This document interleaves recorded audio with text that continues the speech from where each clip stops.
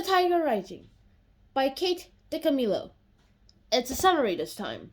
I mean, sure, I've been reading Kate DiCamillo for a while now. The first Kate DiCamillo book I remember is Because of Winn-Dixie.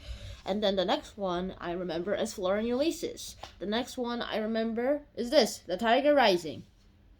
So let's start off with that, shall we? Now here's the thing.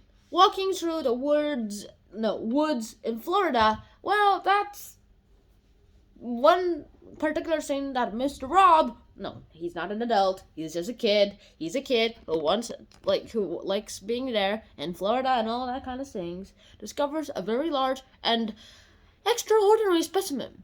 It's a tiger in a cage. It belongs to the motel owner, Beauchamp. Beauchamp, that's the name, Beauchamp. The Tiger Rising, Beauchamp. And that all happened because Beauchamp is selfish and decided, hey, my motel, my land, do not trespass it without my permission. At least eventually, Rob wasn't trespassing eventually. It was like, hey, keys the cage and a tiger to the tiger. Go feed it. I shouldn't be giving you the big keys, but only use a tiny key. I trust you, alright? Well, that's a big mistake.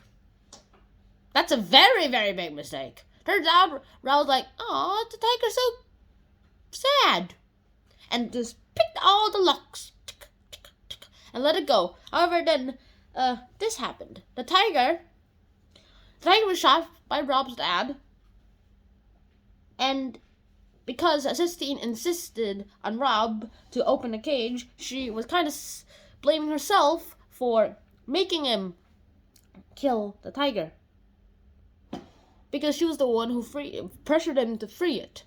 Who pressured Rob. Turns out her name is Sistine. Like, as in the Sistine Chapel. I've been to the Sistine Chapel. And it was beautiful. It was very beautiful too. There's lots of great things. There's a painting of Adam and God trying to touch their things. And there's a fresco on the top. It was just one of the most beautiful paintings that have ever happened in this world of the Sistine Chapel. Although Michelangelo hated painting, I guess his assistant kind of convinced him that this is the greatest opportunity of his life, because if he didn't take it, he was probably going to be called a hobo and a not dodo head. And so I guess that's one of the reasons why Michelangelo did it, so that he can be commissioned and does so many great things in his whole entire life. But yeah, I'm getting over myself anyway, right? So the tiger was shot by Rob's dad with help from Willie Mae, because she was the one who found the tiger, and the kids, and they're like, bang! The tiger dropped dead. It shot to their brain, so no wonder it dropped dead. And then they decided that he had to be buried. He's a fallen warrior, according to Sistine, and they said a few words. Sistine just memorized the poem and told it to them.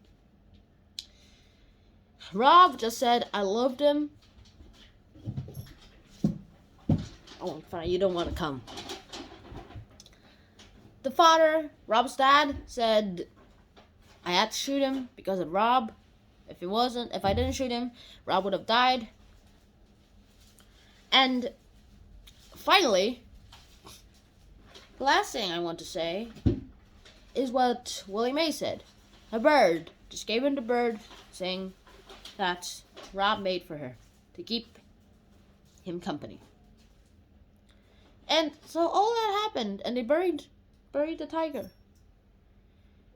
I would have particularly enjoyed it if they wrote a sequel to this thing, although it would probably be one of the, very disastrous books of all time. I would say that if she just continued writing The Tiger Rising, then I would have probably enjoyed seeing the mad look on Beauchamp.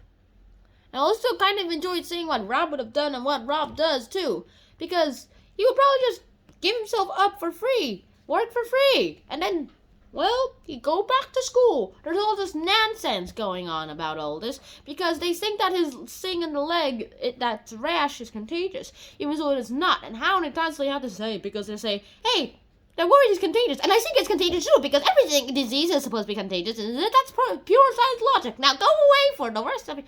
Now go away until that thing heals up, or you're gonna be banned for school for life because it's contagious.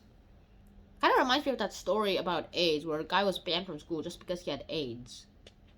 At least he was allowed to listen from the telephone. Well, that's not as good as actually being in the classroom and seeing the whole thing, right? And so that all happens. So I actually hope you guys enjoyed that episode, and I hope you'll enjoy all the other episodes in life afterwards too. Because the next time, Shonhan out. Peace.